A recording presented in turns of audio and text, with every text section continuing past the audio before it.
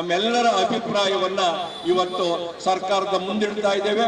ಬಹುಶಃ ನಮ್ಮ ಸಂವಿಧಾನ ವಿರೋಧಿ RSSಗೆ ಹೇಳಿದಿಕ್ಕಾರ, ಈ ನೆಲದ ಕಾನೂನನ್ನು ಗೌರವಿಸದ RSSಗೆ ಹೇಳಿದಿಕ್ಕಾರ, ನೋಂದವಣೆ ಈ ನೆಲದ ಕಾನೂನನ್ನು ಗೌರವಿಸದ RSSಗೆ ಹೇಳಿದಿಕ್ಕಾರ, ಸಂವಿಧಾನ ವಿರೋಧಿ RSSಗೆ ಹೇಳಿದಿಕ್ಕಾರ.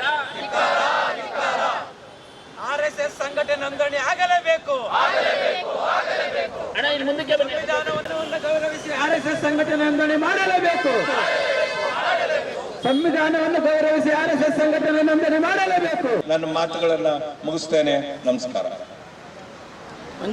ಪ್ರಾರಂಭ ಆಗಿ 100 ವರ್ಷ ಆದರೂ ಕೂಡ ಅದು ರಾಷ್ಟ್ರೀಯ ಸ್ವಯಂ ಸೇವಕ ಸಂಘ ಅಂತ ಅದರ RSSನ ಸಂಕ್ಷಿಪ್ತ ರೂಪ.